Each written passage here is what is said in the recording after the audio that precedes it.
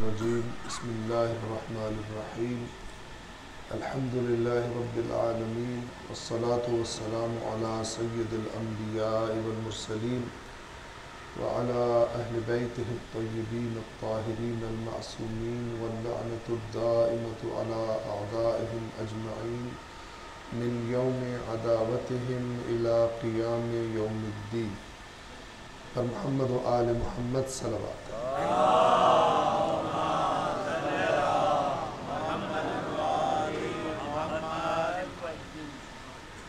سال گزشتہ کی طرح انشاءاللہ تقریباً آدھا گھنٹہ ہمارے پاس ٹائم ہے، آدھے گھنٹے سے 35 منٹ تک کے، جس میں ہم کوشش کریں گے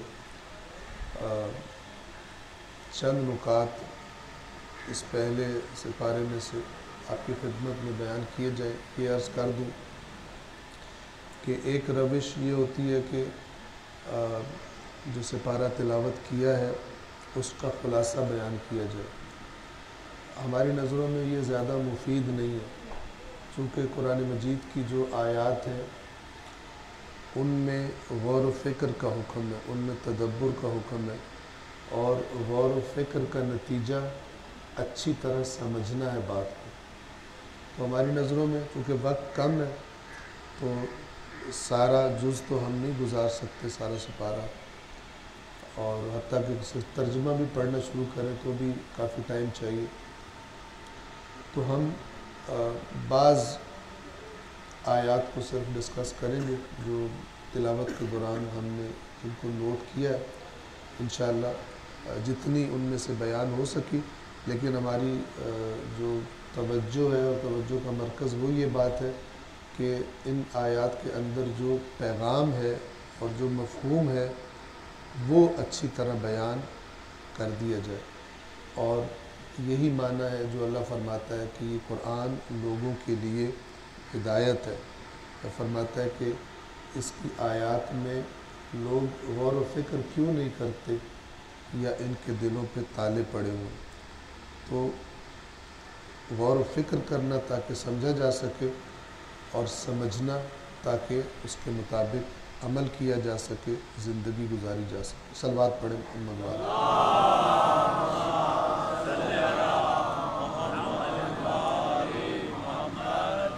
سورۃ الفاتحہ کے ترجمے سے اور مفہوم سے معمولاً آپ لوگ آگاہ ہیں، ہم اس کو ترک کر رہے ہیں۔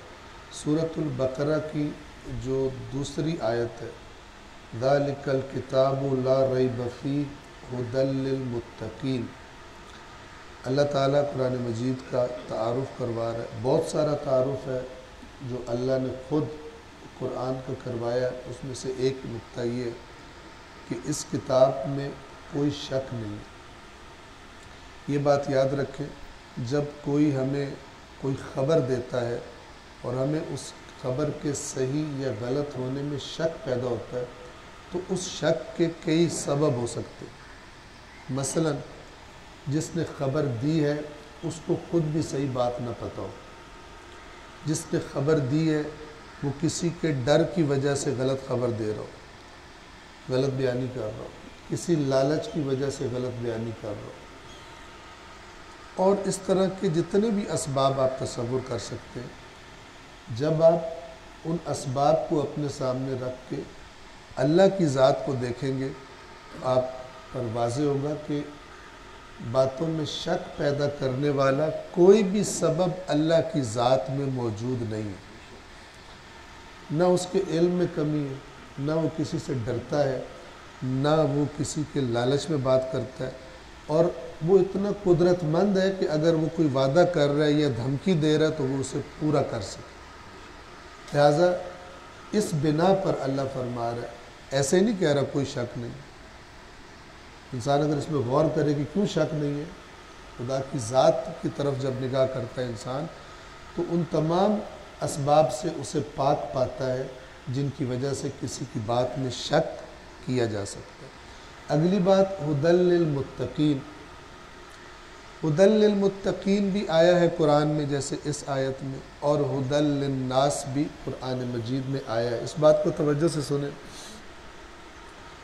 یہ ہدایت یعنی رہنمائی، راستہ دکھانا، اس کے دو درجے ہیں۔ اگر ایک شخص ایک جگہ پہ کھڑا ہے اور اسے کسی جگہ پر پہنچنا ہے تو اسے دو چیزوں کی ضرورت ہے منزل پر پہنچنے کے لیے۔ پہلی چیز کی ضرورت یہ ہے کہ اسے راستہ بتایا جائے، اگر اسے راستہ پتہ نہیں ہے۔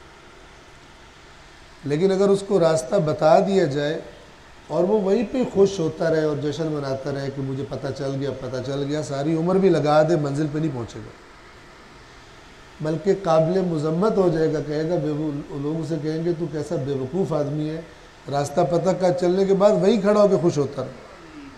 راستہ پتہ چلنے کا مطلب یہ ہوتا ہے کہ اب حرکت کرنی ہے۔ تو ایک ہے راستہ دکھا دیا جانا اور ایک ہے راستے پر چلنے کی توفیق ملنا۔ جہاں پر اللہ فرماتا ہے ہدی للناس، جیسے اسی ماہ رمضان کے تعارف میں اللہ نے فرمایا شہر رمضان الذی انزل فیہ القرآن ہدی للناس۔ آپ یہ جو ماہ رمضان کی دعا پڑھتے ہیں نماز کے بعد، اس میں بھی انزلت فیہ القرآن ہدی للناس وبینات من الہدی والفرقان۔ تو ایک یہ ہدایت ہے جو اللہ نے اپنے رسول کے ذریعے ہم تک پہنچائی، راستہ پتہ چل گیا اس کے ذریعے سے۔ لیکن راستہ پتہ چلنا کافی ہے نہ، جیسا راستہ دکھایا گیا ہے اس راستے پر چلنا ضروری ہے۔ چلے گا کون؟ اس کے لیے تقوی ضروری ہے۔ تقوی کا سب سے بنیادی ترین درجہ کیا ہے کہ انسان کے اندر یہ خواہش ہو کہ جو راستہ دکھایا جائے گا اس پہ چلوں گا، اور جس راستے پر جانے سے منع کر دیا جائے گا پھر ادھر نہیں جاؤں گا۔ یہ آغاز ہے تقوی کا، اور جب پھر انسان اس پہ عمل کرتا ہے تو اس کا تقوی مضبوط سے مضبوط تر ہوتا چلا جاتا ہے اور وہ منزل کے قریب سے قریب تر ہوتا چلا جاتا ہے۔ بس ہدی للناس، لوگوں کو راستہ دکھا دینا، جو بھی اس کو پڑھے گا اس کو پتہ چل جائے گا کہ منزل کس طرف، لیکن پہنچے گا نہیں، پہنچیں گے متقین۔ لہذا فرمایا ہدی للمتقین۔ یہ قرآن کی ہدایت فائدہ کینہیں دے گی؟ جو چلیں گے، اور وہ چلنے والے متقین۔ صلوات پڑھیں محمد وعلیہ۔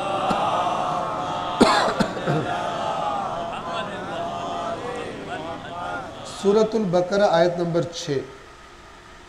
ان الذین کفروا سواء علیہم اانذرتہم ام لم تنذرہم لا یؤمنون۔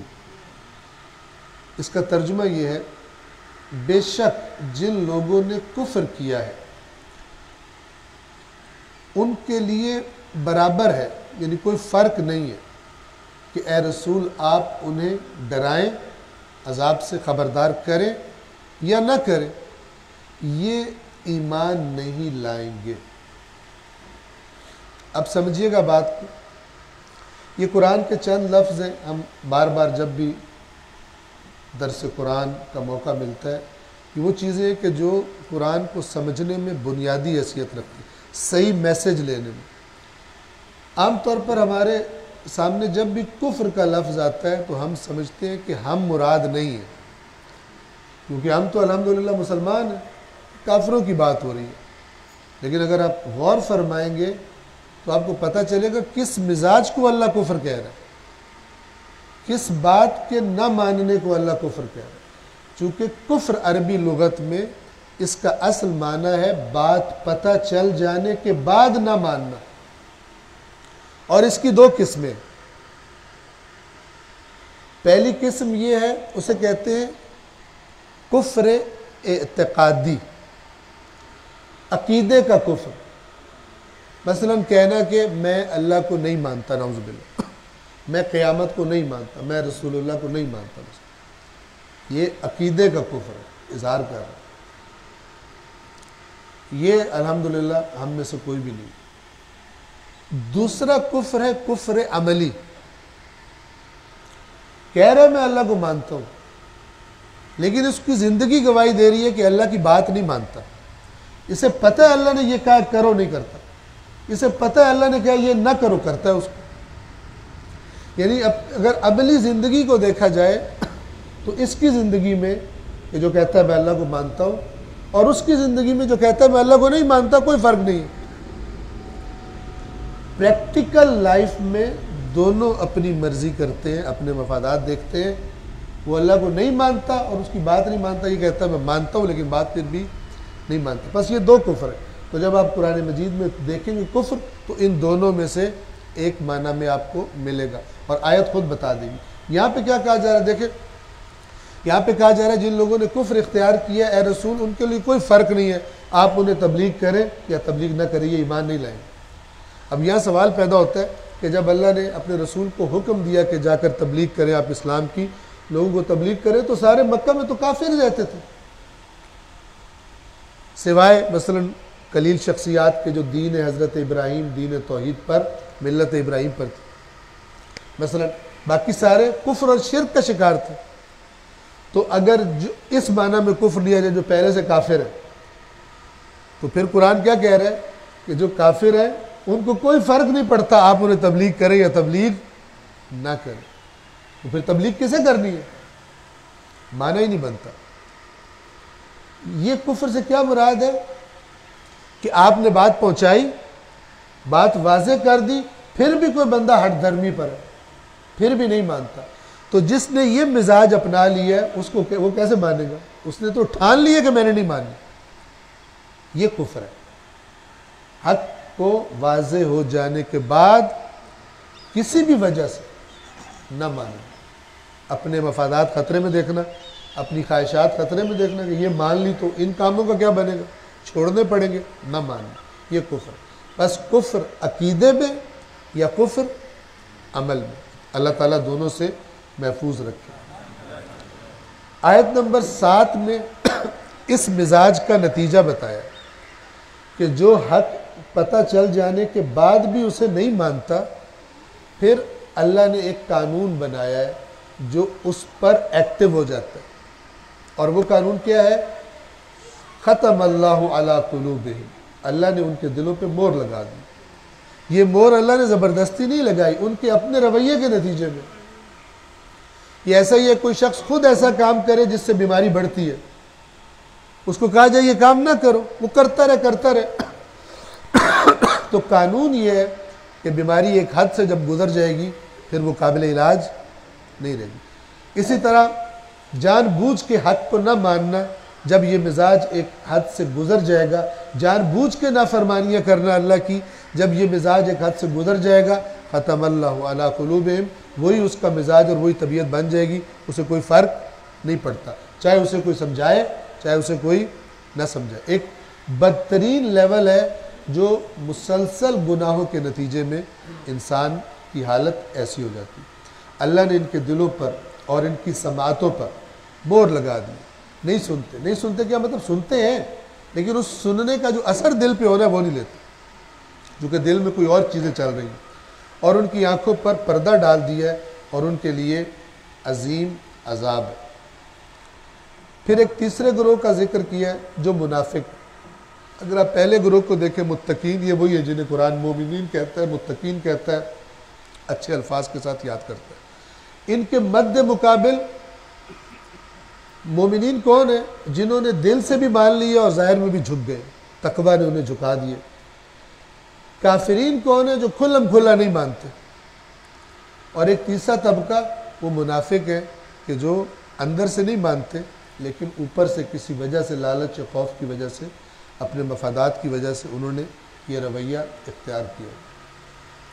اور یہ بھی ہم عرض کر دیں کہ انشاءاللہ پورا مہینہ آپ لوگ قرآن مجید کی آیات سنیں گے۔ یہ آیات کو سب سے پہلے اپنے آپ کو پرکھنے کے لیے آیت کو دیکھیں کہ اس آیت میں جس چیز کی تعریف کی جا رہی ہے وہ ہے میرے میں، اس آیت میں جس چیز کی مذمت کی جا رہی ہے وہ تو نہیں ہے میرے میں، تب وہ ہدایت کا پروسیس شروع ہوتا ہے قرآن سے ہدایت لینے۔ ورنہ عام طور پہ کیا ہوتا ہے، جتنی جو مذمت والی آیتیں ہیں وہ دوسروں کے لیے، جتنی تعریفوں والی اور جنت والی آیتیں وہ ہمارے لیے۔ تو یہ خود یہ انداز ہی گمراہی کی بنیاد ہے۔ لہٰذا ائمہ اہل بیت علیہم الصلاۃ والسلام نے ہماری کیا رہنمائی فرمائی ہے کہ قرآن کی تلاوت کے دوران جب کسی ایسی جگہ پہنچو جہاں اللہ نے جہنم سے ڈرایا ہے تو رکو اور اللہ سے پناہ مانگو۔ البتہ ظاہر ہے یہ بات جڑی ہوئی ہے کہ یہ وہی کرے گا جس کو سمجھ آ رہا ہو کہ میں کیا پڑھ رہا ہوں۔ جس کو سمجھ ہی نہیں آ رہا وہ چاہے جنت گزر رہی ہے چاہے جہنم، اس کے لیے کوئی فرق نہیں پڑتا، سمجھنے سے مربوط ہے۔ اور پھر فرمایا کہ جب ایسی جگہ پہنچو جہاں اللہ نے جنت کا وعدہ کیا ہے، جنت کا ذکر کیا ہے، تو وہاں رکو اور اللہ سے جنت میں جانے کی دعا مانگو، طلب کرو خدا سے۔ اور اللہ نے جہنم میں لے جانے والے کام اور جنت میں لے جانے والے کام دونوں بتائے ہیں۔ تو جو انسان دعا مانگے گا، ظاہر ہے اللہ کہہ رہا ہے یہ کر تو جنت میں جائے گا، تو دعا یہ نہیں ہونی چاہیے اللہ میں یہ تو نہیں کر سکتا لیکن جنت میں جانا ہے۔ اور اللہ کہے یہ کرے گا تو جہنم میں جائے گا، یہ کہے گا یا اللہ نہیں یہ تو مجھے بہت عادت پکی پڑی ہوئی ہے، یہ میں نہیں چھوڑ سکتا لیکن مجھے جہنم سے بچا لے۔ تو اللہ نے بڑا کلیئر جنت میں جانے کے اسباب اور جہنم میں جانے کے اسباب بتائے ہوئے ہیں، اور محمد و آل محمد نے بھی ان آیات کی بہت ساری تفصیلات اور وضاحتیں بتائی ہوئی۔ تو یہ منافق کون ہے؟ اللہ تعالیٰ فرماتا ہے لوگوں میں سے کچھ ایسے جو یہ کہتے ہیں کہ ہم اللہ پر اور قیامت پر ایمان لے آئے لیکن وہ مومن نہیں ہے۔ یہ اللہ کو اور مومنوں کو دھوکہ دینے کی کوشش کر رہے ہیں، جبکہ دھوکہ نہیں دے رہے مگر اپنے آپ، لیکن بے شعور ہیں۔ اپنے آپ کو اتنا چلاک سمجھتے ہیں کہ ہم سب کو دھوکہ دے لیں گے، جبکہ یہ دھوکہ نہیں دے رہے مگر اپنے آپ کو پھنسا رہے ہیں۔ اب یہاں پر آیت نمبر 10 میں اللہ تعالیٰ فرماتا ہے فی قلوبہم مرض فزادہم اللہ مرضا۔ توجہ فرمائیے گا، ان کے دلوں میں مرض ہے۔ یہ مرض کون سا مرض ہے؟ منافقت کا مرض ہے، فراڈ کرنے کا، چکر دینے کا۔ اللہ نے ان کا مرض بڑھا دیا۔ اس کا کیا مطلب ہے؟ یعنی اللہ نے یہ قانون بنایا ہے، جیسے بدن کی بیماریاں ہوتی ہیں، نہ علاج کراؤ بڑھتی رہتی ہیں۔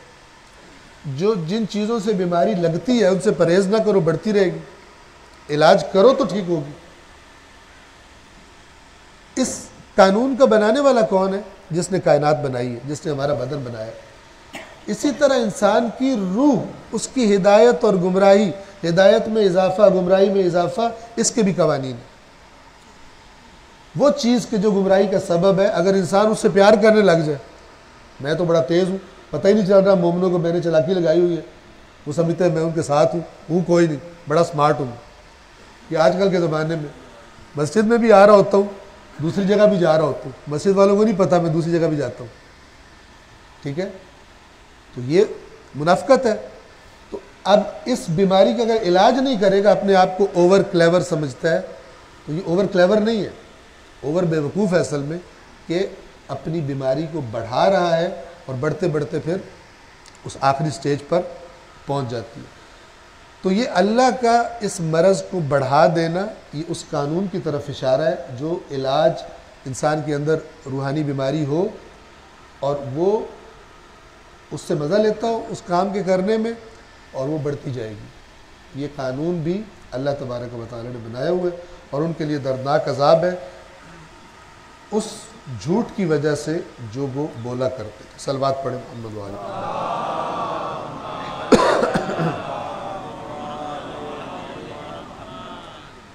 آیت نمبر 23 وَإِن كُنتُمْ فِي رَيْبٍ مِّمَّا نَزَّلْنَا عَلَىٰ عَبْدِنَا، اور اگر تم شک میں ہو اس کے بارے میں جو ہم نے اپنے بندے پر نازل کیا ہے یعنی قرآن، فَأْتُوا بِسُورَةٍ مِّن مِّثْلِهِ، تو اس قرآن جیسی ایک صورت بنا کر لے آؤ، وَادْعُوا شُهَدَاءَكُم مِّن دُونِ اللَّهِ إِن كُنتُمْ صَادِقِينَ، اور اللہ کے علاوہ جتنے تمہارے مددگار ہیں اس کام کے لیے انہیں بھی بلا لو اگر تم دعوے میں سچے ہو، اپنی بات میں سچے ہو۔ دعویٰ کیا تھا ان کا؟ کفار کا، توجہ سے سنیے گا۔ دعویٰ ان کا یہ تھا کہ یہ قرآن اس نے خود گھڑا ہے، نعوذ باللہ، یہ اللہ کا کلام نہیں ہے۔ چونکہ مکہ والے بھی اللہ کو مانتے تھے، قرآن بھرا پڑا اس سے، گواہی دی ہوئی، لیکن ان کا جرم کیا تھا؟ اللہ کے ساتھ شریک بناتے تھے، اللہ کے پارٹنر بناتے تھے۔ اس کائنات کی مالکیت میں، اس کائنات کی ربوبیت میں اللہ کے شریک بناتے تھے۔ ورنہ یہ لوگ قرآن میں آپ پڑھیں گے، اے رسول اگر آپ ان سے سوال کریں آسمان و زمین کس نے خلق کیے تو حتماً یہ کہیں گے اللہ نے، اور ایسے بہت سارے سوال جس کے جواب میں یہ کہیں گے اللہ نے کی۔ تو یہ رسول اللہ کے بارے میں ان کا پروپیگنڈا، یہ تو تہمتوں میں سے ایک تہمت یہ تھی کہ یہ خود گھڑا ہے۔ اس تہمت کا اللہ نے قرآن میں کئی جگہ پر مختلف انداز میں جواب دیا اور چیلنج کیا، یہاں پر بھی ہے۔ اب یہ آپ کو معلوم ہونا چاہیے کہ رسول اللہ معلوم ہے آپ کو کہ رسول اللہ صلی اللہ علیہ وآلہ وسلم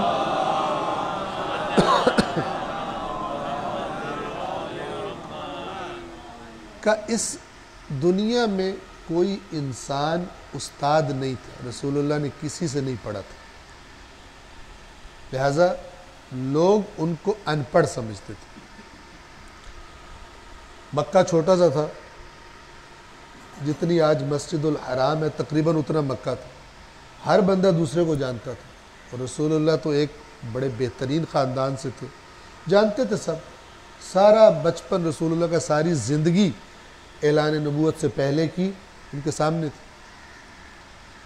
اب جب یہ کلام یعنی قرآن اللہ کے نبی نے سنانا شروع کیا، وحی کا سلسلہ شروع ہوا، تو بہت سارے پروپیگنڈے کیے گئے۔ ایک یہ کیا گیا یہ بشر کا کلام ہے، تو اب اللہ یہاں پہ چیلنج کیا فرما رہا ہے ان کو کہ اگر تمہیں شک ہے کہ یہ کلام اللہ کا نہیں ہے تو پھر یہ تو وہ ہے جس نے کسی سے پڑھا ہی کوئی نہیں، تو تم ایسا کرو کہ سب کو بلا لو اور اس کلام جیسی ایک صورت بنا کے لے آؤ۔ تو یہ تو بڑی بےزتی کی بات ہے نا کہ ایک بندہ جو پڑھا لکھا نہیں ہے وہ ایک ایسا کلام اس کے منہ سے نکل رہا ہے کہ تم سارے پڑھے لکھے مل کے بھی جن جن کو بلا سکتے ہو اس کی جیسی ایک صورت بھی نہیں بنا سکتے، یا تو بنا کے لے آؤ یا پھر مانو کہ یہ کلام بشر نہیں ہے۔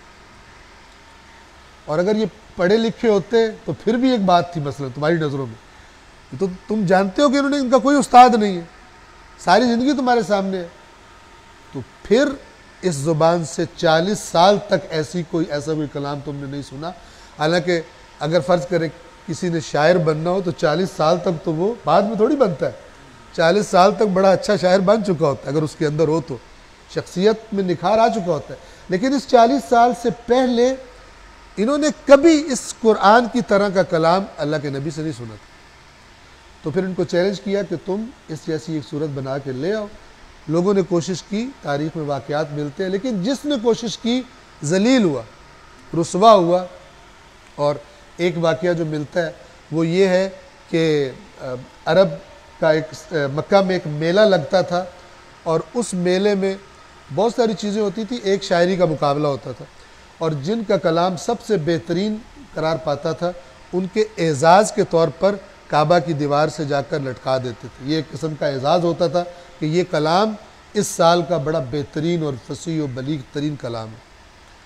تو قرآن مجید کی سب سے مختصر سورہ کوثر جب یہ نازل ہوئی، اتفاق سے گویا انہی ایام میں نازل ہوئی، تو جہاں ان شعراء کا جو برتر شعراء تھے ان کا کلام جہاں لگا ہوا تھا، تو کسی مسلمان نے رات کے اندھیرے میں سورہ کوثر بھی وہاں جا کر آویزاں کر دی۔ جب صبح لوگوں نے دیکھا، اب ظاہر ہے ساری چیزیں سامنے لگی ہوں تو کمپیریزن کرنا آسان ہوتا ہے، تو اتنی سبکی محسوس ہوئی ان شعراء کو اپنے کلام میں ان 3 آیات کی سورہ کے سامنے کہ یہ لوگ خود اپنا کلام اتار کر لے گئے کہ جتنی دیر لوگوں کی نظروں کے سامنے رہے گا ہماری حیثیت کم ہوگی، ہم بے آبرو ہوں گے۔ تو یہ چونکہ عربوں کو ناز ہی اپنی زبان کی فصاحت و بلاغت پہ تھا، تو اللہ نے رسول اللہ کو جو معجزہ دیا اس کا ایک اعجاز فصاحت و بلاغت ہے کہ جس کو بہت کوشش کے باوجود بھی مکہ والے جواب نہ دے سکے۔ اور پھر اللہ نے فرمایا تو اگر تم نہ کر سکو اور تم کبھی نہیں کر سکو گے، یہ اور غصہ دلاتی ہے بات، اگر تم نہ کر سکو پہ اتنا غصہ نہیں آتا، جب یہ کہا جائے تو کر ہی نہیں سکتا، اور تم کبھی نہیں کر سکو گے تو پھر اس آگ سے بچو کہ جس کا ایندھن انسان اور پتھر ہوں گے، جو کافروں کے لیے تیار کی گئی۔ کافر کون؟ جس پر بات واضح ہوگی پھر بھی نہیں مانتا۔ صلوات پڑھیں محمد والے۔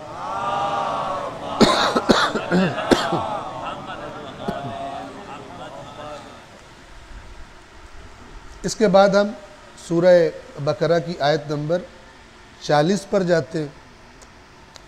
آیت نمبر 40 سے داستان شروع ہوتی ہے ایک ایسی قوم کی کہ جس کا نام بنی اسرائیل ہے، جنہوں نے اپنا نام خود یہودی بھی رکھا تھا۔ یہ بات یاد رہے کہ اللہ کے ہر نبی کا جو دین ہے اس کا نام اسلام ہے۔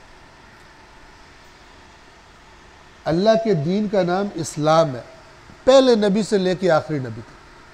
اور اسلام یعنی اللہ کے سامنے تسلیم، اللہ کی طرف سے جو پیغام آیا اس کے سامنے سر کو جھکا دینا، اس کی اطاعت میں آ جانا، اسے اب قانون کے طور پہ قبول کر لینا، آئین زندگی کے طور پہ۔ لیکن بالعموم قوموں کو اللہ کے رکھے ہوئے نام پسند نہیں آتے، بعد میں اپنے لیے اپنے آپ کو دوسروں سے الگ تھلگ کرنے کے لیے اور نام رکھ لیتے۔ تو اسی طرح یہود نے اپنا نام خود رکھا اور نصارہ نے بھی اپنا نام بعد میں خود رکھا، اور بعد میں یہودی بھی بعد میں وجود میں آئے، نصرانی بھی بعد میں وجود میں آئے، اور دعویٰ کیا کرتے تھے جو ان سے بہت پہلے تھے۔ حضرت ابراہیم یہودی کہتے تھے حضرت ابراہیم یہودی تھے، اور مسیح کہتے تھے حضرت ابراہیم مسیحی تھے۔ اور اللہ نے کہا نہ تورات اتری تھی نہ انجیل اتری تھی، تو وجود ہی نہیں تھا، تم کہاں سے کہہ رہے ہو کہ ابراہیم؟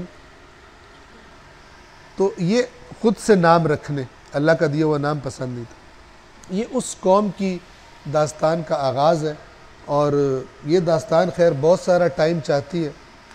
خلاصتاً ہم آپ کی خدمت میں عرض کریں کہ یہ وہ قوم تھی کہ جن کو اللہ کے نبی نے جب ہجرت فرمائی مکہ سے مدینہ، تو جو یہود مدینہ میں آباد تھے، جو خیبر میں آباد تھے، جو فدق میں آباد تھے، اور دیگر بستیاں یہود کی، یہ چند نسلیں پہلے ہجرت کر کے شام اور فلسطین سے اس سرزمین پر آئے تھے۔ کیوں ہجرت کر کے آئے تھے؟ اللہ کے آخری نبی کی خبریں تھیں ان کے پاس، ان کی نشانیاں تھیں ان کے پاس، ان کی کتابوں میں، اور یہ آئے اس شوق میں تھے تاکہ جیسے ہی وہ نبی آئے ہم اس پر ایمان لائیں اور ہم بہترین قوم قرار پائیں۔ اس سرزمین پر کیوں آئے تھے؟ اس سرزمین پر اس لیے آئے تھے کہ وہ سرزمین جس پہ اللہ کا نبی آخری نبی آ کر اپنی حکومت قائم کرے گا، اس سرزمین کی نشانیاں بھی انہیں پتہ تھی، اور انہوں نے ڈھونڈ لی بالآخر۔ ان نشانیوں کے ذریعے سے انہوں نے یہ سرزمین بھی ڈھونڈ لی تھی، اور یہ وہاں پر آباد ہو گئے۔ بہت ساری داستانیں ہیں اس کی، لیکن ہوا یہ کہ جب وہاں پہ زندگی گزارنی شروع کی تو آہستہ آہستہ کرپٹ ہو گئے، خراب ہو گئے، تحریف کر لیا دین کو بہت سارا اپنے۔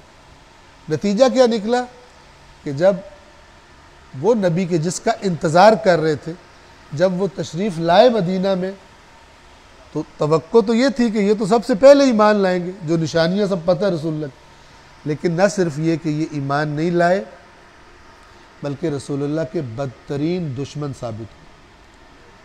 بہت ساری جنگیں لڑنی پڑی ان کے ساتھ رسول اللہ کو، اور بہت ساروں کو مدینہ بدر کرنا پڑا ان کی مسلسل خیانتوں اور معاہدوں کی خلاف ورزیوں کی وجہ سے۔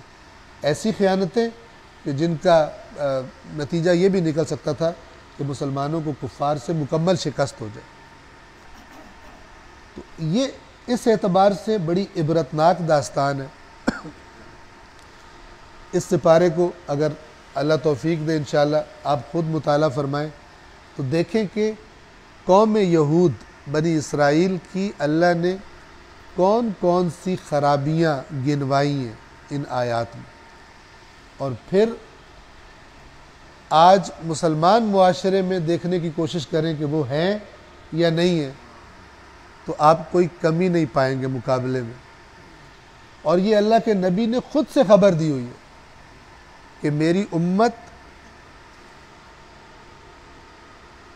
شانہ بشانہ اور یہود کے راستے پر چلے گی، جو کام انہوں نے کیے میری امت بھی کرے گی۔ حتیٰ کہ ایک جانور ہوتا ہے جسے گو بولتے ہیں، بڑی چھپکلی کی طرح ہوتا ہے، اگر بنی اسرائیل اس گو کے بل میں گھسے ہوں گے تو میری امت والے بھی وہاں گھس کے رہیں گے. یعنی یہ مثال دی کہ ہر کام کریں گے جو یہودیوں نے کیا ہوگا. اور ان خرابیوں کی اگر آپ لسٹ بنائیں تو آپ دیکھیں گے کہ کسی طرح پیچھے نہیں رہے مقابلے میں. جیتتا کون ہے قیامت کے دن، یہ اللہ تبارک و تعالی بتائے گا اس قسم کے مقابلوں میں. صلوات پڑھیں محمد والے.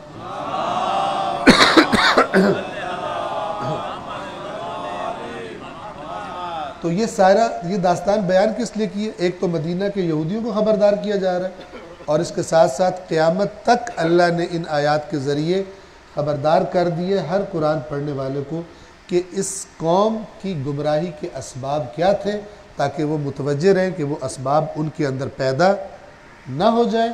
ورنہ جیسے یہودی کہتے تھے اللہ کے ہم سب سے پیارے ہیں، تو اللہ نے کہا تم پہ اللہ نے پھر لعنت کیوں کی؟ تو کوئی یہ نہ سمجھے کہ ہم اللہ کے سب سے پیارے ہیں، دوسرے نافرمانی کریں تو وہ تو پکڑے جائیں گے، ہم اگر کرتے بھی رہیں تو ہمارے کافی سارے وسائل ہیں جو آگے استعمال کر کے ہم جنت میں چلے جائیں گے. یہ ان گمراہ کن نظریات میں سے جو انسانوں کو کرپٹ بنا دیتا ہے ایک نظریہ ہے جو ان میں بھی پایا جاتا تھا اور آج بعض اوقات مسلمانوں میں بھی دیکھنے میں آتا ہے. تو ہم بس اشارہ کرتے ہوئے آگے بڑھیں گے. آیت نمبر 40 سے اس داستان کا آغاز ہو رہا ہے. عربی کو میں نہیں پڑھ رہا. اے بنی اسرائیل میری اس نعمت کو یاد کرو جو میں نے تمہیں عطا کی تھی اور میرے عہد سے وفا کرو. کون سا عہد؟ جو گویا تورات میں ان سے لیا گیا تھا آخری نبی پر ایمان لانے کا.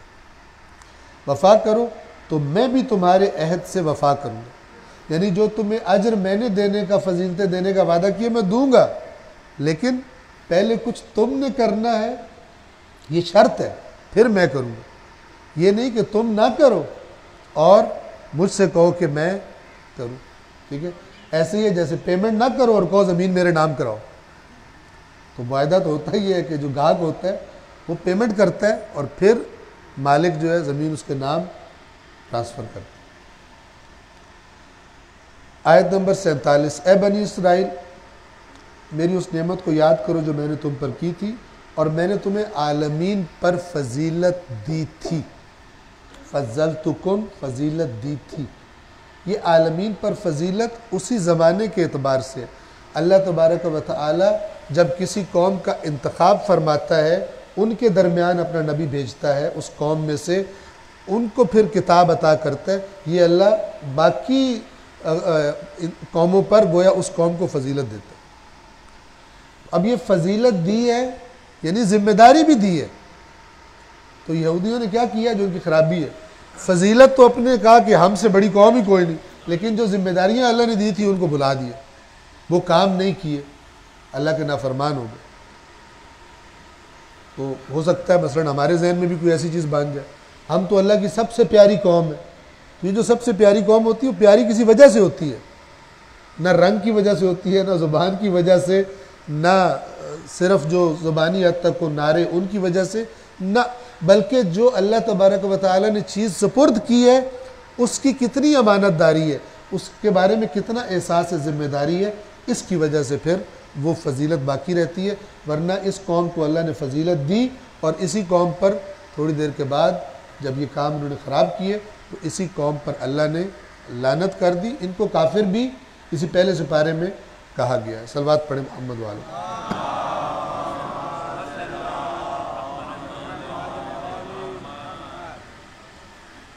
48 نمبر آیت میں فرمایا اس دن سے بچو جس دن کوئی کسی کے کام نہیں آئے گا. اب اس آیت میں جن چیزوں کی نفی کی جا رہی ہے کہ یہ کچھ کام نہیں آئے گا، یہ آیت ہی بتا رہی ہے کہ یہ نظریات یہودیوں میں موجود تھے کہ اس طرح سے ہم بچ جائیں گے قیامت کے دن. تو اللہ نے وہ جتنے نظریات موجود تھے اللہ نے کہا کہ بھول جاؤ، یہ کام نہیں آئے گا. تو اور ان میں سے ایک شفاعت ہے. آپ سنیں، اور اس دن سے بچو جس دن کوئی کسی کے کچھ بھی کام نہیں آئے گا اور نہ ہی اس سے شفاعت قبول کی جائے گی کہ کوئی سفارش کر دے اس کو. اور نہ ہی اس سے کوئی بدلہ قبول کیا جائے گا، مجھے چھوڑ دو اس کو پکڑ لو، یا مجھے چھوڑ دو پیسے لے لو، اور نہ ہی ان کی کوئی مدد کی جائے گی۔ اب شفاعت کے بارے میں آگے بھی قرآن بھرا پڑا ہے آیات سے، دو طرح کی آیات۔ ایک وہ ہے جو شفاعت کی نفی کر رہی ہیں، شفاعت نہیں ہونی، شفاعت کوئی کام نہیں آئے گی، اور دوسری وہ آیات ہیں کہ جو شفاعت کو ثابت کر رہی ہیں، اس بات کر رہی ہیں کہ وہ شفاعت نہیں کریں گے مگر اس کی جس سے اللہ راضی ہوا۔ ٹھیک ہے نا؟ تو اس کا مطلب پھر کیا ہوا؟ ایک جگہ کہہ رہے شفاعت نہیں کسی کو کام آنی اس دن، اور ایک دن اللہ تعالیٰ فرما رہا ہے کہ جس پہ اللہ راضی ہوا شفاعت کر دیں گے۔ ان دونوں کو جب ہم اکٹھا کرتے ہیں تو ہم اس نتیجے پہ پہنچتے ہیں کہ شفاعت کا ایک حقیقی تصور ہے اور ایک شفاعت کا من گھڑت تصور ہے کہ جس میں جو مرضی کرتے جاؤ بس شفاعت ہونی ہے، جو مرضی کرتے جاؤ شفاعت ہونی۔ حالانکہ دین تو آیا ہی تھا کہ اللہ کی اطاعت کرو۔ اب کوئی بندہ کہے ہماری شفاعت ہونی ہے، اطاعت کی ضرورت نہیں ہے، تو یہ کرپشن کا دروازہ کھول دے گی، یہ والا عقیدہ نظریہ کوئی بنا لے۔ تو یہودیوں میں یہ موجود تھا، ہم اللہ کے فیورٹ ہیں، ہماری شفاعت ہو جانی ہے، ہم نے بچ جانا ہے، اور ہو گئے تھے اللہ کے نافرمان۔ تو اس تصور کو اللہ تعالیٰ نے رد فرمایا کہ تم کرتے رہو اللہ کی نافرمانیاں اور کہو کہ مثلا موسیٰ ہماری شفاعت کر دیں گے، عزیر ہماری شفاعت کر دیں گے۔ کوئی شفاعت، اس دن سے بچو جس دن شفاعت کوئی کام نہیں آئے گی۔ صلوات پڑھیں محمد والے۔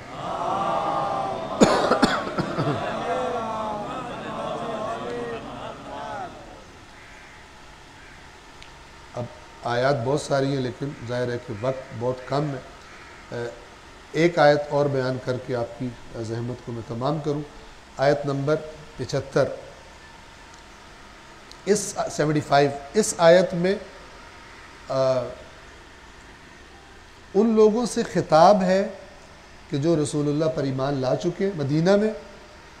سورہ بقرہ مدنی سورہ، یہ مدینہ کے سارے واقعات ہیں۔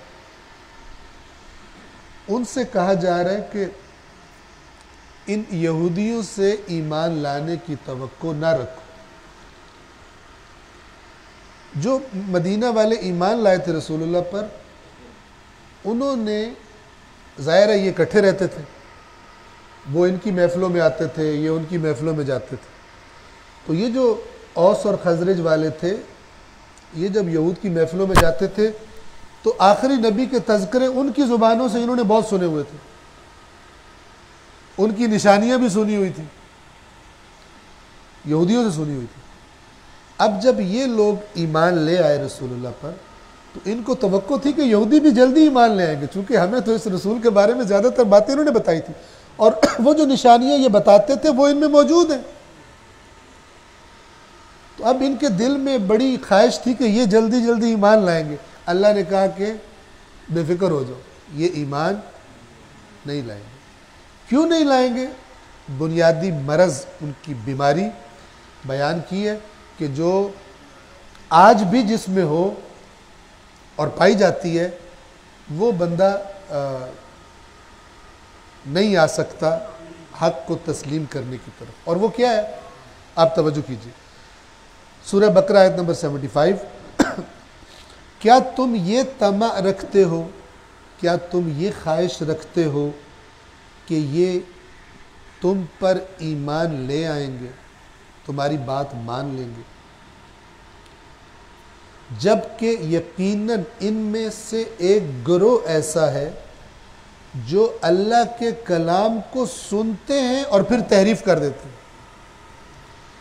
اب بندے کی کتنی بندے کو جرأت چاہیے، ایک ہے کسی مولانا صاحب کی بات بدل دینا، اس نے کچھ اور کہا، باہر جا کے پروپیگنڈے کے لیے کچھ اور کر دینا۔ ایک دفعہ ہے کہ پتہ ہو کہ یہ اللہ کا کلام ہے، پھر اس میں اپنی مرضی سے چینج کر دینا، تو اللہ سے بڑا تو کوئی نہیں۔ تو خدا فرما رہا ہے کہ یہ اتنے گستاخ ہیں، اتنی جسارت ہے ان میں کہ یہ اللہ کا کلام سننے کے بعد جانتے بوجھتے ہوئے اس کی تعریف کر دیتے ہیں، کہتے ہیں یہ نہیں، یہ مراد ہے۔ تو جس میں یہ مرض ہے، اللہ کہہ رہے ہیں کہ اس سے توقع نہ رکھو، تمہاری بات مانیں، یہ اللہ کی نہیں مانتے، یہ اللہ کی بات کو اپنی خواہش کے مطابق کرنا چاہتے ہیں۔ جیسی اللہ نے بات کی ہے ان کو مزہ نہیں آ رہا جب تک کہ ان کے سانچے میں فٹ نہ آئے، یہ اس میں کانٹ چھانٹ کر دیتے ہیں، خود تمہاری باتیں کہاں مانیں، لہٰذا یہ طمع نہ رکھو۔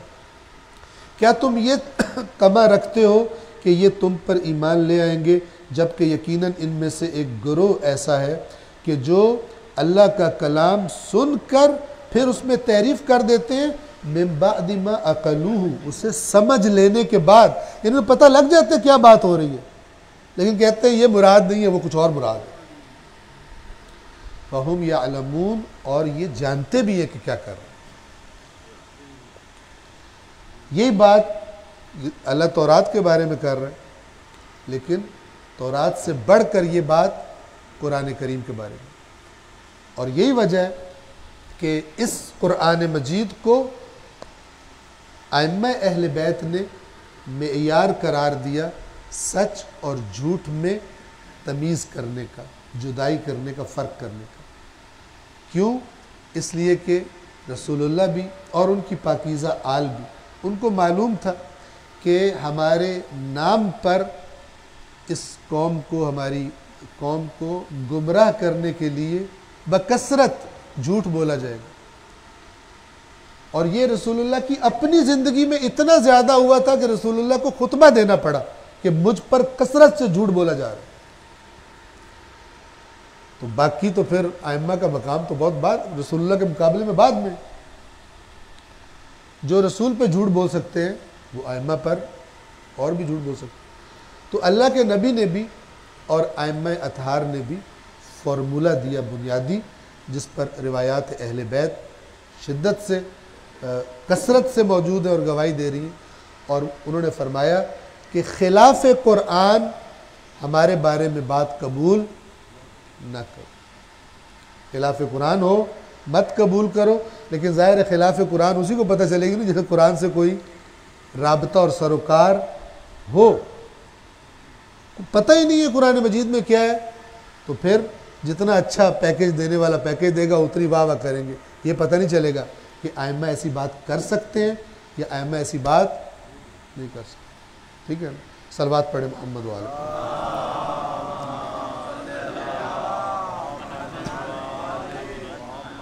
اللہ تبارک و تعالیٰ سے دعا ہے کہ قرآن مجید اور محمد و آل محمد کے صدقے قرآن و اہل بیت کے دکھائے ہوئے راستے پر، پہلے اس راستے کی معرفت اور پھر اس راستے پر چلنے اور ثابت قدم رہنے کی توفیق اے پروردگار ہم سب کو عطا فرما، اپنی اولادوں کی اس کے مطابق تربیت کی توفیق عطا فرما، پروردگار بیمار مومنین کو شفائے کاملہ و عاجلہ عطا فرما، مرحومین کے درجات کو بلند فرما، اے پروردگار ہمارا خاتمہ خیر پر اور ایمان پر فرما، اس ماہ مبارک رمضان کو ہماری زندگیوں کا گزشتہ ماہ مبارک کے نسبت سے بہترین مہینہ قرار دے، اور اے پروردگار اس ماہ رمضان کو ہماری زندگیوں کا آخری ماہ رمضان قرار نہ دے، پر محمد و آل محمد صلوات۔